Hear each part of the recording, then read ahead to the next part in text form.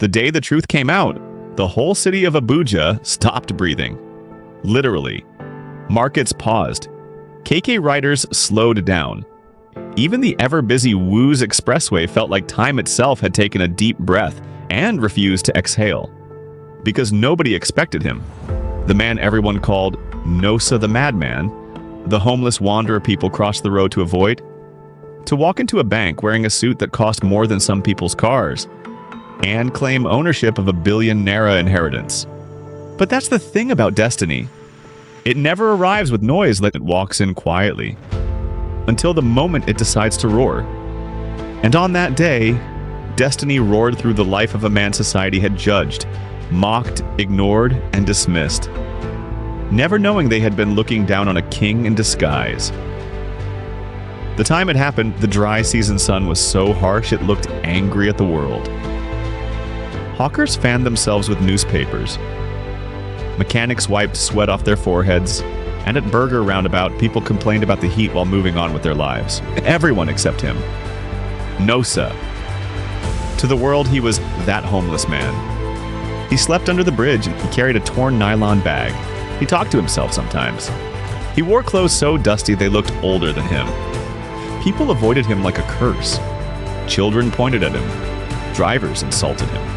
Women clutched their bags tighter when he walked past. But what nobody knew, what nobody bothered to ask, was that the man they mocked once wore suits, once owned a thriving business, once had a family, once had a home. Until life dealt him a blow so hard he never fully recovered. 10 years earlier, Nosa had lost everything in a tragic fire accident. His shop, his documents, and his young wife. Depression swallowed him. Madness was not his problem. Heartbreak was. But heartbreak is a sickness society does not treat. So he disappeared into the cracks of the city, living from handouts and leftover bread. For 10 years, Abuya passed him by, and for 10 years, people looked at him without truly seeing him. One Harmattan morning, something unusual happened. A young banker named Amaka was walking past Burger when she noticed Nosa struggling to open a brown envelope. No one cared, and people assumed it was trash he picked from the dustbin. But Amaka stopped. Something told her to help. She walked over. "Sir, do you need assistance?" People stared at her like she was crazy. Help a homeless man? Why? For what? But Amaka didn't care, but she gently took the envelope and opened it. Inside was a letter from a law firm. A real law firm. Printed on official paper. Stamped and signed. The letter said, "Mr. Nosakar Uye, you are the sole beneficiary of the late Chief Dominic Uye's estate. Present yourself for identity confirmation." Amaka blinked. This can't be real. But Nosa nodded silently. It is real. "Who is Chief Dominic?" she asked. "My father," he whispered. People around burst into laughter. "His father, Kay? A whole Chief Dominic? I beg, leave matter. He doesn't even know what he's saying. Mental case." But Amaka didn't laugh. She noticed something. The handwriting on the envelope matched the careful folding of the document. It didn't look like trash. It looked intentional.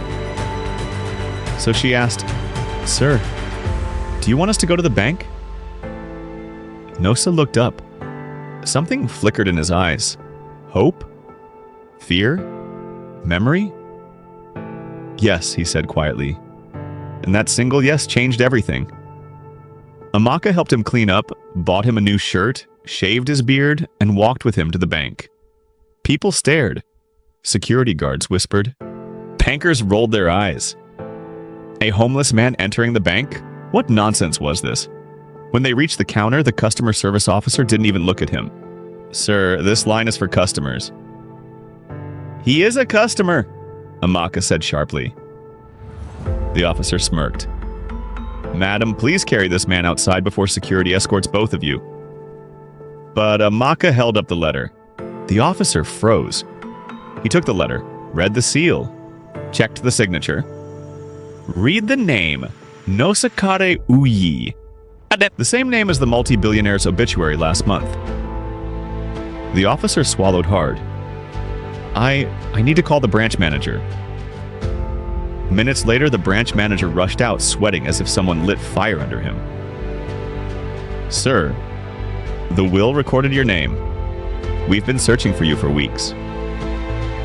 Bank staff stared at each other in shock. The homeless man? The man they insulted. The man they dismissed. He wasn't homeless, he was an heir. To confirm identity, the bank arranged a DNA test. When results came out, the entire boardroom fell silent.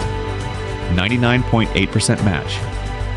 Nosa, the man society called mad, was the only legitimate son of Chief Dominic Uyi, one of Edo State's wealthiest landowners. Lawyers bowed. Bank officials apologized. People who wouldn't let him sit near them began offering him water, but Nosa didn't smile. He simply said, "Money doesn't change who people truly are. It only reveals it." In one day, Nosa went from homeless to wealthy. 3 mansions in Maitama. 4 luxury cars. Multiple businesses and estates. A cash inheritance worth billions. But something even bigger happened that day. The city realized how badly they misjudged him. When the story leaked online, journalists flooded his location. Cameras flashed, microphones pushed forward. Everyone asked the same question. What will you do now that you are rich again?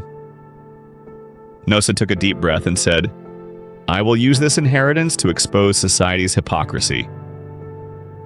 Gasps. Reporters leaned in. In this city, he continued, poverty is treated like a crime. Homeless people are treated like dirt. But today you all saw the truth.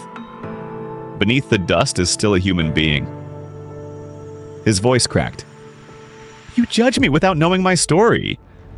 Now I will create an organization to help the people you step over every day. Not because they are victims, but because they are human. Journalists stared, speechless. A week later, during his public address, Nosa revealed the hidden truth.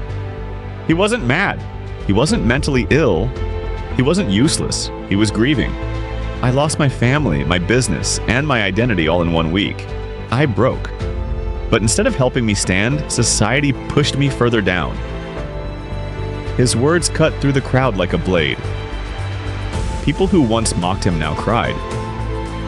Just when people thought the story was over, a woman stepped forward during one of his foundation's outreach programs. She held a little girl by the hand. Sir, there's something you need to know. Nosa frowned. Do I know you? No, she whispered. But you knew my sister.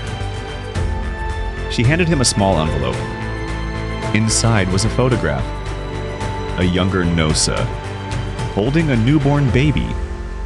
His heart stopped. This is my daughter? The woman nodded. She's 9 years old now. My sister died during childbirth. We looked for you for years, but nobody could find you. Nosa fell to his knees. Tears poured down his face as the little girl walked up to him and hugged him without hesitation. Daddy, she whispered. That single word shattered him more than a poverty ever did. He realized destiny didn't just restore him, it returned everything he lost. Not the same way, but in a deeper, unexpected way.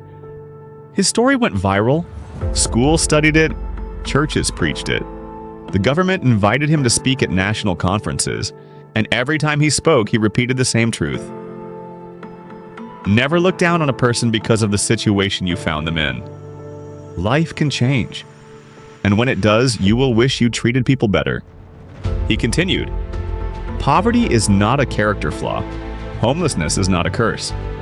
And respect is not for the rich, and it is for every human being. In the end, he built shelters. He funded rehabilitation centers. He provided jobs for thousands. He became a voice for the forgotten. And people learned something they never forgot. You don't need money to have worth, but you need humanity to keep it. Because sometimes, the madman under the bridge is the owner of the bridge. The beggar at your door is the heir to the mansion you admire. The person you look down on today may be the one looking down kindly at you tomorrow. In a world obsessed with status, one truth remains. True wealth is not in your pocket. It's in how you treat people who have nothing to give you.